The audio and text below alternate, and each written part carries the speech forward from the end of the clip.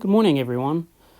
We're looking at Esther chapter 1, and if you've already read this book, you know that it concerns the king of Persia and Esther, who will become queen during a time when the nation of Israel will be imperiled. But it begins with a great party that this king is giving. This party goes on for 7 days. Everybody's drinking along this, and it says that by the time the seventh day comes around, the king was merry with wine, so he was pretty drunk. Also, the queen has been giving a party for all the women. The king asks for the queen to be brought out so he can parade her in front of all his princes. She refuses to come, and the king gets angry, and he asks all his wise men what he should do, and they basically say, you can't let what she did stand because it'll set a terrible precedent, and women everywhere will be rebelling against their husbands, so you have to be hard on her. Issue a decree that she no longer will be that she will no longer be queen, and we'll find somebody better for you. And the king makes this decision, and he'll regret it by the time he gets to chapter 2 because he'll miss his queen, Vashti.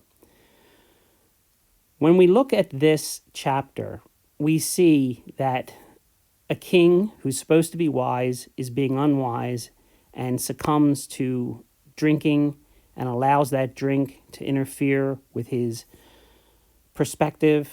He doesn't make good decisions because he's under the influence of alcohol. And he then gets very angry and makes a decision when he's angry and compounds his mistake.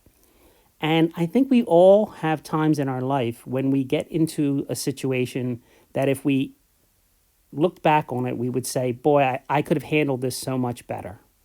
If I would have just thought about this or taken some good advice, I could have avoided a lot of hurt. And one of the reasons why we study the Bible is to gain wisdom. And as you read through the Bible, if this king was reading through the Bible, he would have come across some great verses that would have helped him out in this situation. He would have seen that wine is a mocker and strong drink is raging, and whoever is deceived thereby is not wine. He would have known, don't get drunk and then think you're going to make good decisions. It's going to always come back to bite you. The queen would have known in the same chapter of Proverbs that the fear of the king is as a roaring lion. Whoso provoketh him to anger sinneth against his own soul. The queen, even if the king was making an outrageous decision, should have known better to provoke him because that wasn't going to work out well. Also, Proverbs tells us that he that is slow to anger is better than the mighty, and he that ruleth his spirit than he who taketh a city.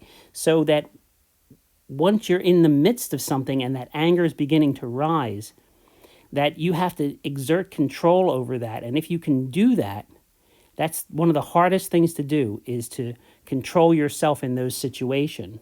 But the sensible people learn to control their temper, and they will earn respect by others by overlooking a wrong. Where the king in this situation was encouraged by his counselors to punish the queen, and he probably felt in that moment that if he didn't do that, he would lose their respect. Actually, the Bible tells us that people can respect us when we can overlook a wrong, when we can show mercy and not always just meter out justice. So much wisdom to be found in the Bible. So many things that can teach us what's right in difficult situations so that we don't have to learn the hard way. My encouragement to you is, as you're going through the Bible, make some notes for yourself on things that really speak to you, those wise sayings, and put them into practice in your life. And don't be like the king, and don't be like the queen in this situation who acted unwisely, but rather listen to what God says, and you'll always make great decisions. Have a great day. Bye.